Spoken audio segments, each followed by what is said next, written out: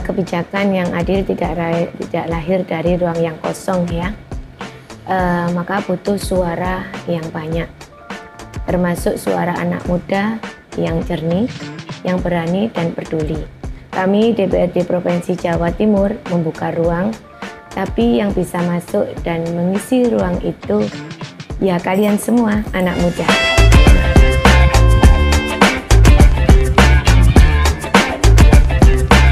Empower, selamat datang di podcast Suara Rakyat. Kali ini sama saya Fanhar. Dan gini, kamu kan pasti sering denger ya, Indonesia Emas 2045 gitu kan.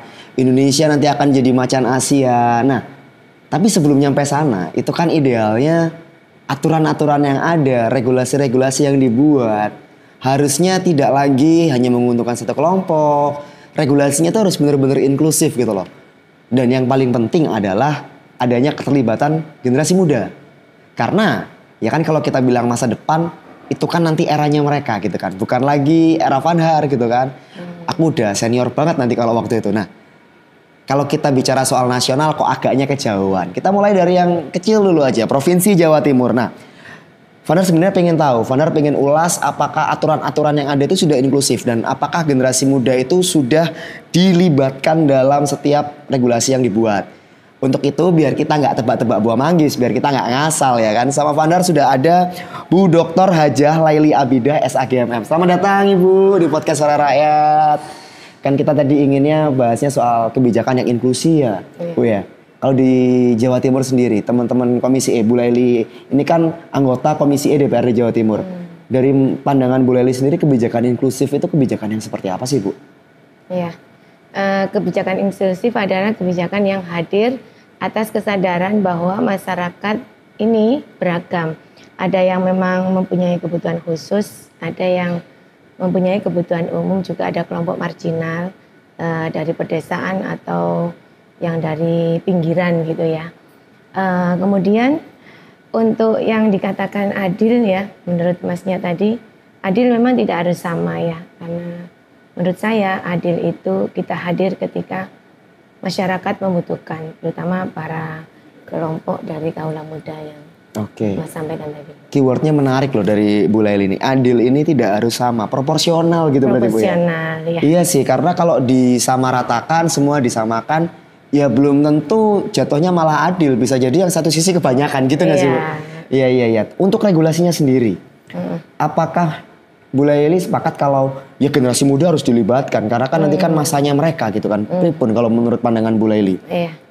Terus terang masih regulasi dan program dari DPRD Provinsi ini masih top down ya. Jadi dari atas ke bawah sampai mengakar sebetulnya.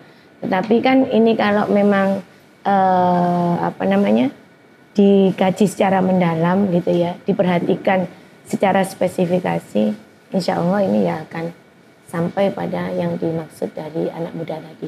Proses panjang yang harus dilalui ya Bu? Ya, proses panjang. Tapi memangnya harus ada kerjasama antara legislatif dengan eksekutif. Oh ya harus toh Bu, karena kan sebuah regulasi, sebuah aturan itu kan nggak cuma teman-teman di DPRD aja. So far komunikasi aman tapi Bu ya, dengan eksekutif? Aman. Untuk kelompok-kelompok rentan gitu kan Bu? Iya, tapi kita harus terus memperhatikan dan mengawasi begitu. Memang biasanya celahnya di mana? Ngapunten, maksudnya celahnya adalah yang terabaikan itu loh Bu. Biasanya kayak gimana Bu? Seperti ini ya. Kita kan ada program sinergitas. Kita juga melibatkan kelompok muda, kelompok anak muda. Memang kelompok anak muda ini dia sangat kritis sekali. Nah, menurut saya ini eksekutif harus lebih perhatian lagi. Misalnya contoh kalau di eksekutif ada musrenbang ya. Nah itu kan untuk hari ini kelompok anak muda masih belum terafiliasi begitu, belum tercover. Jadi ini harus ada perhatian khusus untuk masa depan anak-anak sebagai kader bangsa. Oke, jadi kalau musrenbang itu Karang Taruna aja nggak cukup berarti Bu ya? Nggak cukup cuman Karang Taruna ya? Dari akademisi lah. Oke, jadi selama ini saya kira, Fanhar kira generasi muda itu sudah dilibatkan penuh loh. Belum ternyata ya. Sejauh ini masih belum ya, semoga nanti bisa. lebih meluas lagi. Wah, ini berarti tantangan ya. Bukan tantangannya bukan cuma buat eksekutif aja, karena bisa jadi generasi mudanya yang nggak mau, ngapunten kan. Iya. Generasi mudanya yang alah nanti ayo politik itu ruwet, karena ada yang kayak gitu.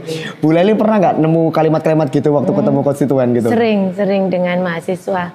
Saya kan juga mengajar ini ya di UNER secara online gitu ya. Memang sejauh ini anak-anak muda itu sangat kritis sekali. Kadang-kadang kita itu juga sulit menjawab karena regulasinya memang belum ada yang spesifikasi untuk anak muda gitu. Karena kan secara menyeluruh.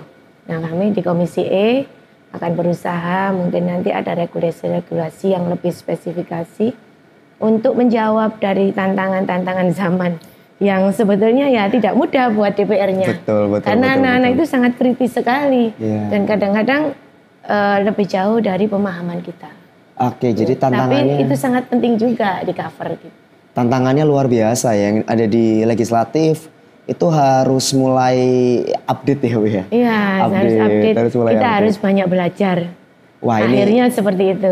Seru banget ketika ada anggota DPRD yang berani bilang kita harus banyak belajar karena kan kadang orang itu kalau sudah merasa bisa stop belajar Bu. Ya kan, kayak hari ini nggak bisa ya. Nggak bisa kayak gitu Bu ya. Dunia terus berubah gitu kan. Kalau kita nggak update ilmu pengetahuan kita nggak update referensi kita, ya kita nggak bisa kemana-mana Bu ya. Kalau kita bicara soal kebijakan di Jawa Timur, Bu Leli, adakah kebijakan di Jawa Timur yang sudah mulai mengarah ke kebijakan yang inklusif gitu loh? Tidak peduli pada mereka yang termarginalkan, mereka yang rentan juga dirangkul gitu. Ada nggak Bu? Masa nggak ada sama sekali? Ada, salah satunya Perda tentang Perlindungan Perempuan dan Penyandang Disabilitas yang merupakan inisiatif DPRD itu sendiri. Wah, jadi kebijakan yang inklusif justru malah datang dari inisiatif teman-teman di Indrapura ya, luar biasa. Termasuk Komisi E ya. Oke. Ya, karena Komisi E kan membidangi kesehatan, pendidikan, olahraga, juga seni budaya. Wow, ini jadi ternyata sudah mulai ada ya Mbak War. Kebijakan yang inklusif, yang melindungi kelompok rentan itu sudah mulai ada dan istimewanya itu adalah inisiatif dari teman-teman Komisi E. Wah, oke. Jadi sudah mulai tahapannya ya Bu ya? Sudah mulai. Harapannya ke depan lebih banyak dong berarti ini Bu ya? Iya, seperti itu. Kelompok rentan itu, mohon maaf, itu kelompok yang seperti apa Bu Leli kalau saya boleh tahu? Perempuan hari ini masih rawan diskriminasi ya. Perempuan ya? Iya. Oke. Kemudian anak-anak masih belum terperhatikan secara menyeluruh karena di jalanan kan masih ada yang pan-pan itu ya. Iya. Masih ada, harusnya itu kan bertahap terkikis begitu. Kemudian yang ketiga adalah pasti disabilitas yang mana mereka punya keterbatasan dari fisik ya. Iya gitu. sih. Itu harus lebih diperhatikan. Loh kan kalau kita bicara soal wajib belajar, saya agak keluar sedikit ya Bu Leli ya. Kalau kita bicara soal wajib belajar itu kan sebenarnya sudah 12 tahun. Berarti kan regulasinya sudah melindungi. Nah, tapi kok masih ada yang pang-pang tadi kalau kata Bu Leli tadi. Perannya siapa berarti Bu kalau kayak gitu Bu? Mungkin kurang serius ya. Oke, kurang serius ya. OPD-nya ini yang kurang serius ya. Kalau dari legislatif kan hanya bisa sekedar membantu, sebenarnya yang lebih spesifikasi adalah ya OPD gitu. Karena kita itu dari dana APBD kan dibagi menjadi dua, untuk legislator dan eksekutor kan begitu. Jadi memang harus bersama-sama. Jemput bola juga Bu ya. Iya. Ditanya ini kenapa kok nggak sekolah gitu kan. Iya. Karena kita itu tugasnya hanya sebagai pengawas. Oke. Gitu ya. Bukan tindak lanjut. Yang tindak lanjut adalah OPD. Nah ini berarti PR-nya bolanya nih ya. Kalau saya dengar dari jawabannya Bu Leli, bolanya ini gesernya ke teman-teman OPD nih. Iya. Teman-teman PNS-nya Pemprov Jatim nih, kok masih bisa kayak gitu gitu kan. Makanya di komisi itu sering Mas kita audiensi dengan OPD. Untuk menyatukan persepsi, karena kita membaca di lapangan pada saat reses gitu kan. Itu sebagai bahan masukan untuk lebih baik ke depannya. So far respon dari teman-teman OPD pripun Bu?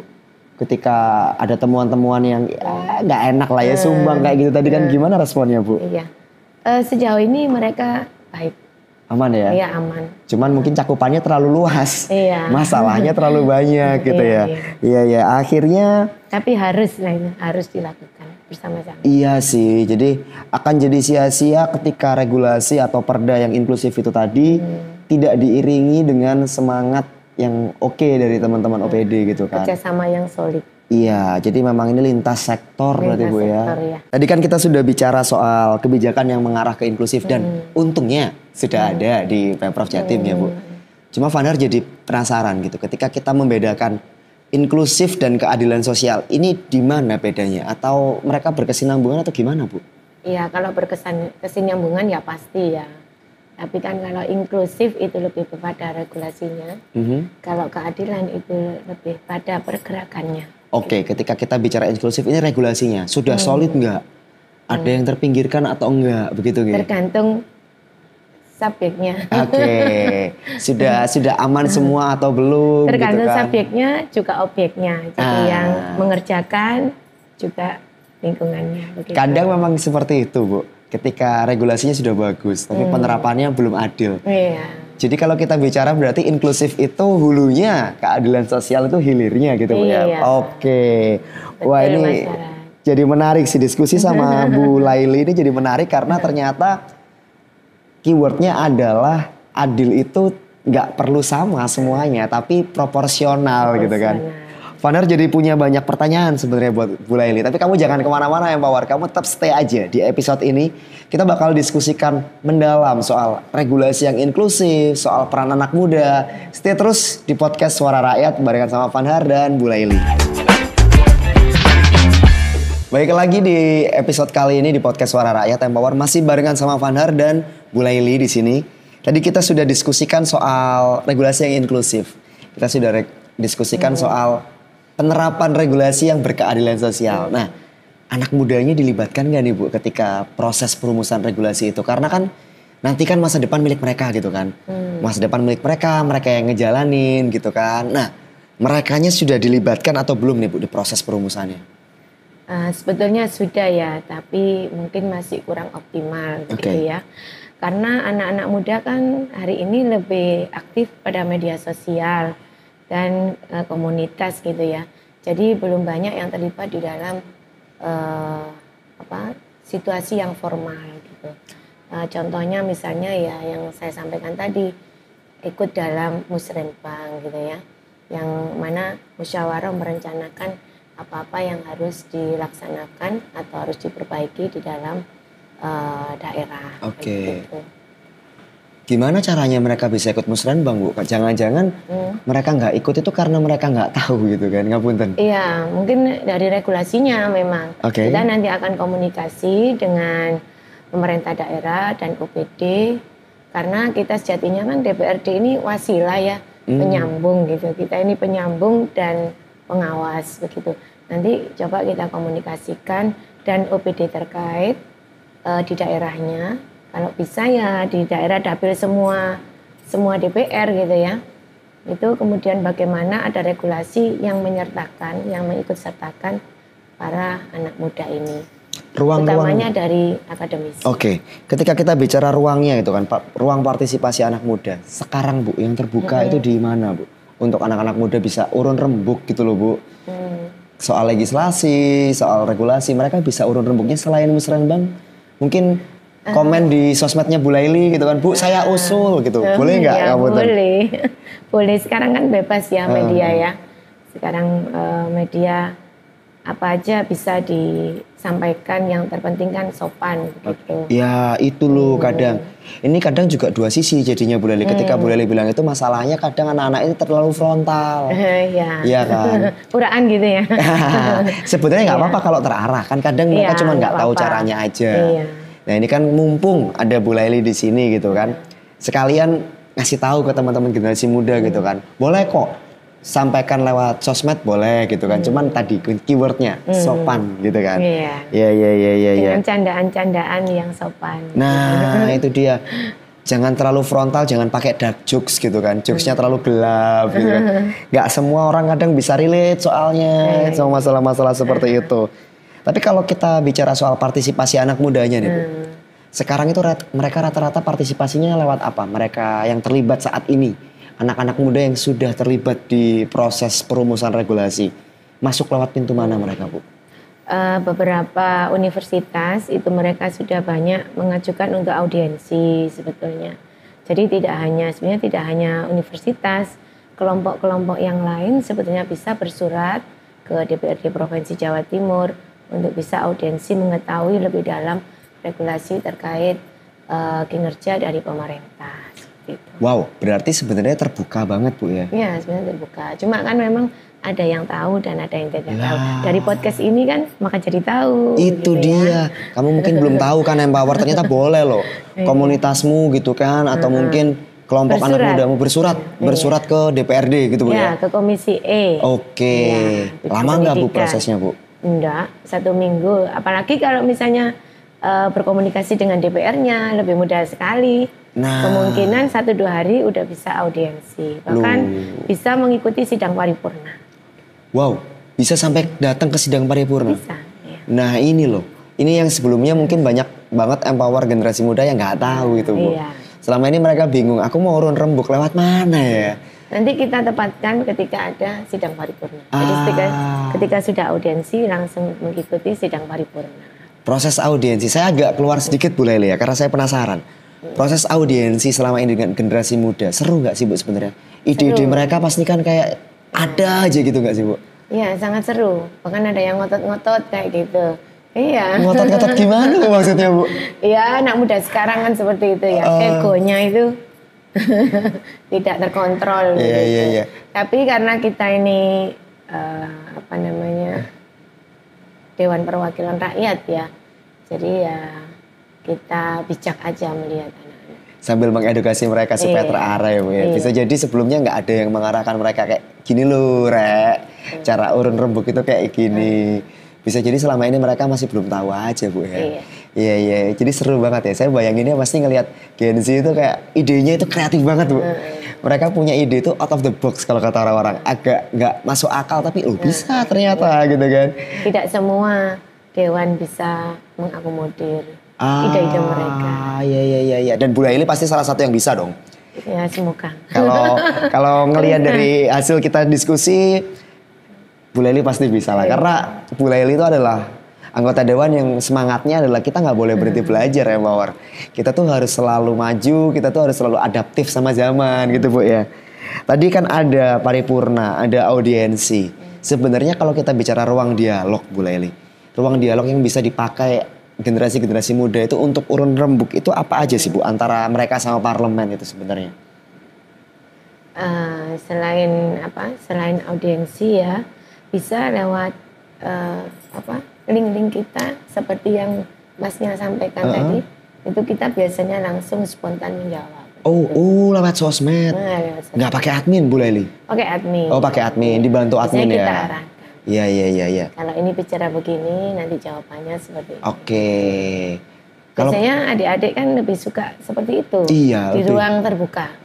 Daripada di forum. Gitu. Oke, kalau di forum takutnya mereka tidak terdengar. Gitu kan. Nggak ada saksinya.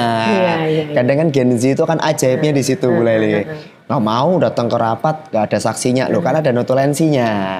Tapi ternyata itu tidak cukup bagi mereka. Mereka butuh dilihat orang banyak supaya ada saksinya ketika ya terjadi hal-hal yang tidak mereka inginkan masih aman. Gitu gak sih Bu? Ya, passion dan fashion.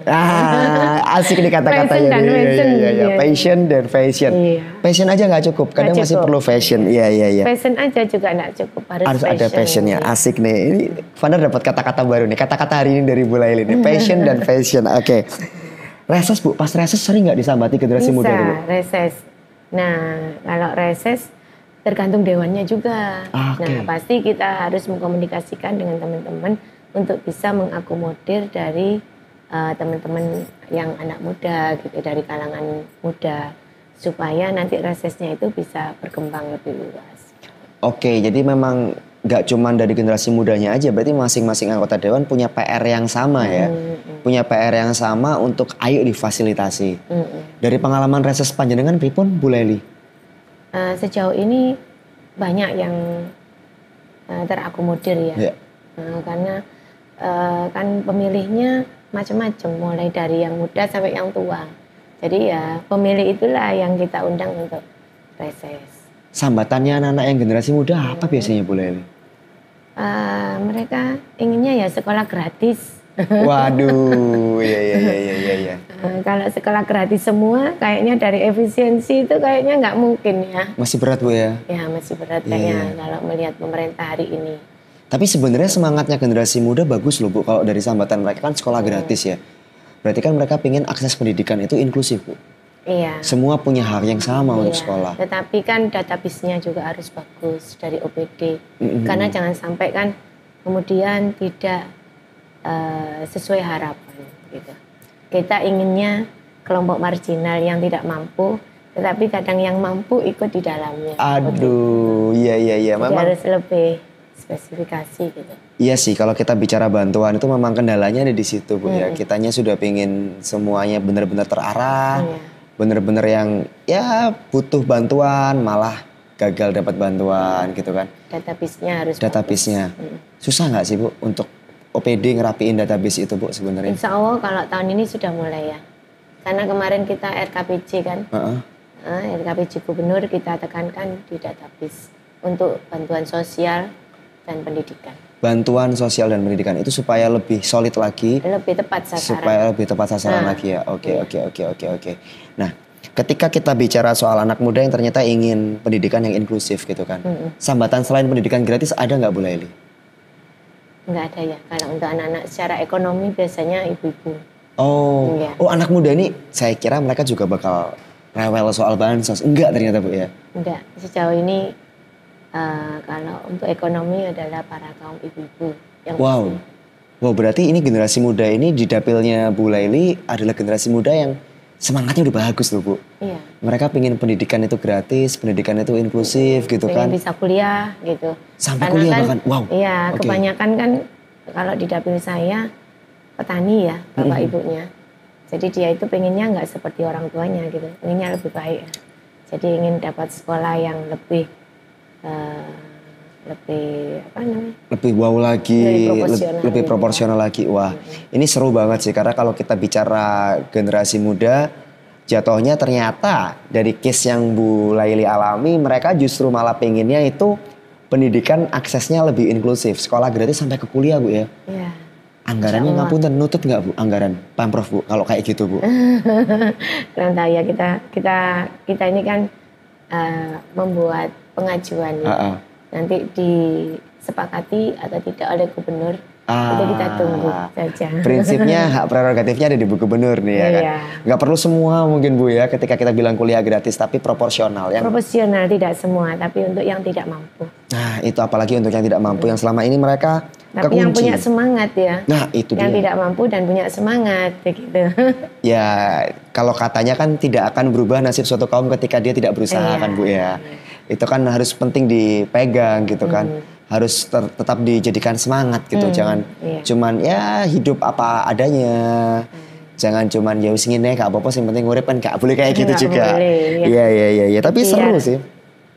Seru karena saya dapat insight baru nih dari Bu Laili bahwa anak muda juga mau terlibat, anak muda juga mau memikirkan nasib supaya inklusif gitu kan, nggak cuma peduli sama dirinya sendiri. Saya kira tadi awalnya generasi-generasi muda ini hanya peduli terhadap dirinya sendiri aja gitu kan, ternyata enggak gitu kan. Nah, lalu kemudian ketika disambati soal pendidikan gratis Bu, panjenengan jawabnya pripun Bu, kan susah itu Bu. Akan kita komunikasikan. Karena kan hak prerogatifnya ada di Bu Iya. Gubernur gitu kan. Kita akan bekerja bersama, jadi tidak hanya satu orang, tapi bersama-sama ada tahap-tahapannya. Dari komisi, kemudian ke badan permusyawaratan, kemudian sampailah ke gubernur, nanti baru regulasinya kita temukan. Mereka kan generasi yang kritis tapi Bu ya. Nagih nggak Bu? Reses lagi nagih nggak? Ketemu lagi nagih Ya nggak? selalu begitu. Nah memang harus sabar karena prosesnya kan berlapis-lapis. Nah Di itu yang DPRD bisa Provinsi Jawa Timur. yang bisa disampaikan gitu ya, sabar gitu kan. menunggu. Gak sulapan gitu kan. Iya. Memang Karena harus DPRD Provinsi Jawa Timur kan tidak memegang kebijakan ya. Kalau yang spesifikasi biasanya yang memegang kebijakan kan RI. Kita betul. hanya bisa mengajukan regulasi begitu. Soal pendidikan gratis tadi Bu, soal pendidikan yang inklusif, saya agak lebarkan sedikit. Dari OPD terkait pripun Bu? OPD sudah berusaha untuk hari ini ya. Berusaha menambahkan kuota juga untuk SMK, SMK dan SMA kalau tingkat provinsi itu sudah dilakukan. Tinggal update database ini tadi ya? Nah, iya penyisirannya itu harus lebih akurat gitu. Oke. Iya. Karena soal database ini Vandar sering dapat cerita sih. Kok iso anak sing sugih masuk gitu kan. Ini kulo sugih bapak duwe sawah, masuk bantuan. Nah, itu kok bisa sebenarnya. Pernah dapat temuan kayak gitu nggak panjenengan Bu Laili? Iya, ada. Kadang kan saudara-saudaranya dimasukkan kan begitu. Ya itu loh. Tapi hari ini insya Allah sudah tidak bisa lagi. Oh sudah nggak bisa lagi. Karena kan DPRD provinsi melakukan pengawasan yang spesifikasi. Nah oke, ini jadi menarik sih bahwa anggapan kita Empower, anggapan kita bahwa ya bantuan-bantuan itu cuman jatuh ke orang dekat gitu kan, jalur orang dalam. Ternyata salah, enggak. Dulu mungkin iya gitu kan. Tapi kalau kita bicara sekarang sudah nggak bisa lagi nggak Bu ya? Sudah lebih ketat aturannya supaya bisa proporsional, yang butuh aja yang dapat, yang sekiranya sudah mampu nggak bisa dapat. Ini adalah salah satu upaya dari teman-teman Komisi E juga, Bu ya, betul ya? Vandar masih punya banyak pertanyaan buat Bu Laili, tapi kamu jangan kemana-mana Empower. Kamu stay terus di podcast Suara Rakyat. Episode kali ini kita bakal kupas tuntas masalah regulasi yang inklusif. Jangan kemana-mana. Balik lagi di podcast Suara Rakyat Empower, masih sama Vandar dan juga ada Bu Laili di sini. Tadi kita dapat fakta, ternyata anak muda di dapilnya Bu Laili itu kritis-kritis. Mereka juga sudah mulai peduli pendidikan yang inklusif gitu kan. Nah, masalahnya Bu, ada banyak anak muda lain yang mungkin di luar dapil panjenengan gitu kan. Mereka itu kalau mau urun rembuk, minder Bu. Takut, karena merasa kecil. Iya, takut suaranya tidak didengar. Padahal dia gede-gede ya. Nah itu dia kan, badannya lebih besar dari saya gitu kan. Cuman mereka kadang minder kayak, iyo ta, suaraku didengar ta gitu kan. Nah, pripun itu Bu? Iya, kita itu kan tidak boleh meremehkan suara yang kecil, padahal kan dari yang kecil itu kan menjadi besar begitu. Jadi mungkin dari teman-teman tuh ya merasa dia masih muda, ada kekhawatiran tidak didengar. Padahal sebenarnya tidak begitu. Karena kenyataannya audiensi di DPRD Provinsi Jawa Timur hampir setiap hari. Setiap ada sidang paripurna selalu ada dari akademisi. Gitu. Wow, berarti memang nggak boleh minder gitu. Loh badannya gede-gede. Kita sudah artinya kita sudah memberikan ruang untuk mereka untuk bisa melihat, untuk bisa berapresiasi, menyampaikan pendapatnya dan lain sebagainya. Berarti sebenarnya mereka punya ruang untuk itu. Ya, sampai ke level misalkan nih mereka sudah urun rembuk, disetujui jadi kebijakan, implementasinya nggak beres, bisa protes Bu ya? Ya bisa. Perannya gimana Bu protesnya? Apakah unjuk rasa, demo, atau mungkin cuman komen di sosmed gubernur atau biasanya pripun? Bertahap ya. Oke. Pasti biasanya bertahap, berlapis-lapis kan. Awalnya mungkin dia bergerak di sosmed kan, gitu. Bergerak di sosmed, berkomen-komen ke DPR kan begitu. Lama-lama mungkin kalau tidak didengar, kadang-kadang demo. Tetapi kita ini hari ini selalu meminimalisir supaya anak-anak tidak demo. Kenapa Bu? Iya, kita ajak duduk bersama. Oke. Bukan hanya sekedar anak muda, tetapi juga di pendidikan terkait P3K, paruh waktu dan penuh waktu, itu kita duduk bersama sebelum mereka demo. Jadi insya Allah kita sudah meminimalisir demo. Gitu. Bukan ngelarang demo, tapi sebenarnya kan lebih enak kalau diomong enak-enakan duduk gitu kan. Bersama. Lebih pas. Kan kalau demo itu kan bisa jadi macet, malah ada pengguna jalan lain. Banyak yang dirugikan, logistik truk-truk nggak bisa lewat. Sebenarnya ajakan untuk duduk bersama ini lebih karena kan kita bisa diskusi dua arah. Kalau demo kan kecenderungannya satu arah gitu kan. Menarik sih ini gagasannya. Mengedepankan musyawarah mufakat berarti Bu ya. Asik sih ini. Oke. Jadi memang mereka bisa berperan untuk itu ya.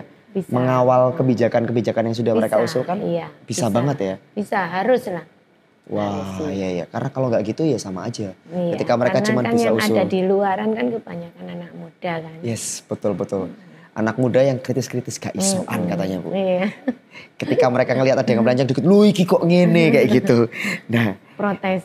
iya, sebenarnya bagus itu Bu untuk kontrol sosial. Jadi kan ketika mereka itu sudah punya gagasan yang difasilitasi, kemudian ternyata implementasinya, ya namanya manusia Bu ya, implementasinya enggak pas, akhirnya bleset. Mereka udah kayak, oh iya harusnya gak gini, malah bagus sebenarnya Bu ya. Iya, kan publik boleh menilai, punya hak. Iya. Yang penting yang dikritik tidak boleh anti kritik. Iya, pokoknya kita pemerintah dan legislatif tidak boleh kepo lah. Gitu. Jadi kita terima saran-saran dari adik-adik. So far Bu, pernah gak sih kayak ada kritik yang sebenarnya pedes banget gitu. Pedes banget dalam artian gak enak didengar. Tapi ketika panjenengan resapi kritiknya, oh iya bener juga ya. Ada masa-masa kayak gitu gak Bu, kena kritik Ya, anak-anak muda ini? Sering, pada saat ngajar juga. Oh, anak-anak seperti itu ya. Oke, nah luar biasa kan Empower ini berarti bukti bahwa Bu Laili itu adalah orang yang tidak pernah berhenti belajar gitu loh. Jadi ya wajar gitu loh ketika mereka mengkritik itu wajar gitu kan. Tapi untuk ruang untuk berperan mereka bisa mengawal sampai jadi seperti apa Bu? Ruang untuk mereka, ya aku pengen ngawal ini dari 0 sampai nanti dia jadi 10 gitu kan. Atau dari bahan-bahan mentah sampai jadi nasi goreng biasanya seperti itu kan analoginya. Iya, kalau seperti itu ya tentu dia butuh waktu yang panjang dan butuh tim juga ya.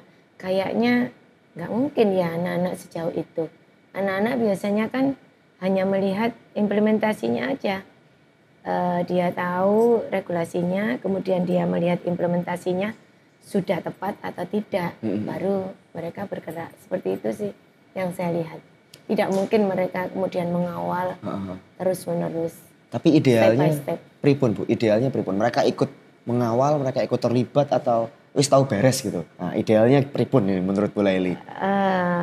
Kita mengetahui regulasinya, kemudian bagaimana melakukan pengawasan, kemudian memberikan pengaduan apabila ada problem-problem di lapangan gitu ya kan, ada call center itu bisa dihubungi gitu. Nggak usah nempel ketat, pengawasan melekat, biarkan sistemnya bekerja dulu.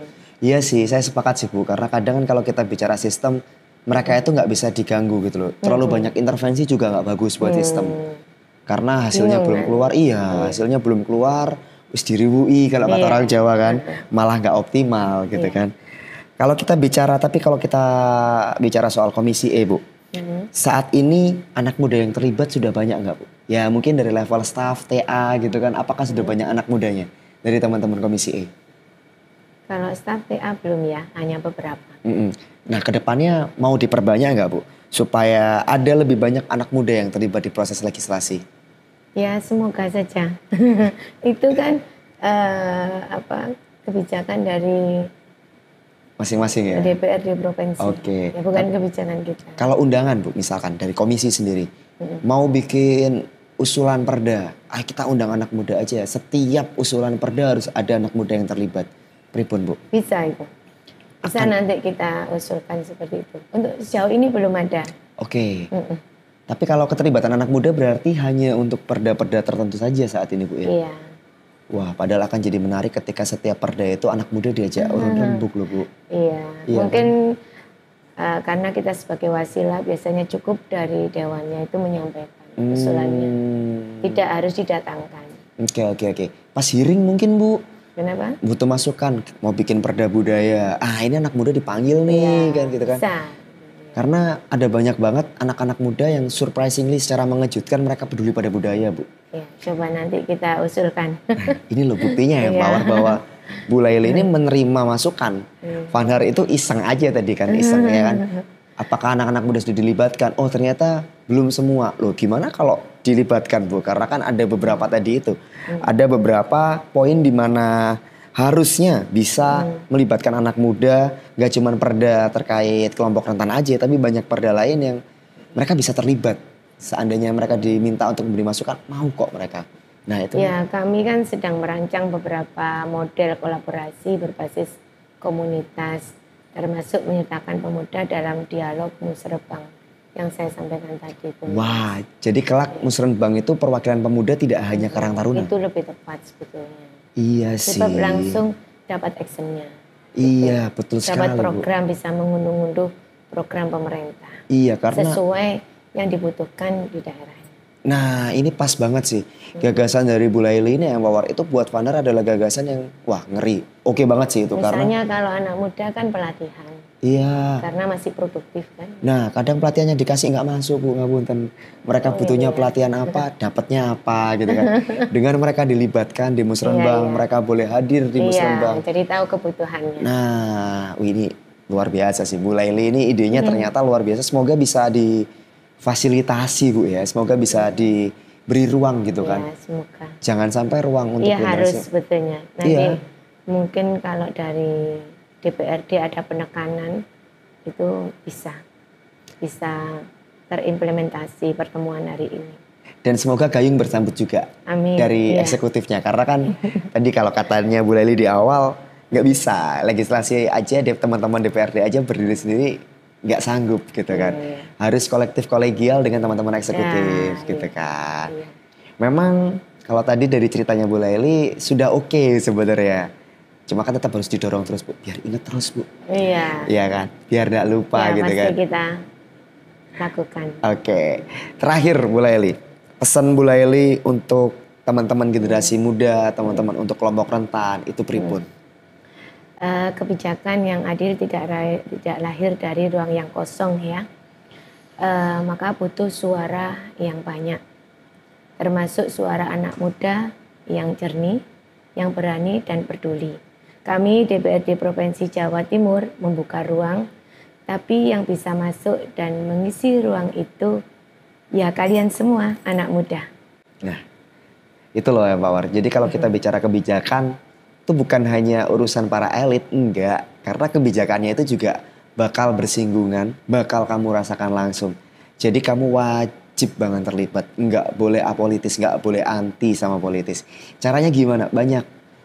Chat langsung ke Bu Laili lewat sosmednya bisa. Ada banyak sekali kanal-kanal yang bisa kamu pakai. Salah satunya adalah dengan kamu share episode ini seluas-luasnya. Kamu tulis di kolom komentar apa sambatanmu, nanti bakal kita adukan langsung ke Bu Laili. Nanti biar dapat respon di episode selanjutnya gitu kan. Nah, jangan lupa juga kamu wajib buat klik like dan subscribe supaya kamu bisa tahu episode-episode podcast Suara Rakyat selanjutnya. Terima kasih Bu Laili. Sama-sama. Terima kasih juga yang Power. Vanar pamit, Bu Laili pamit. Kita ketemu lagi di episode selanjutnya. Bye-bye.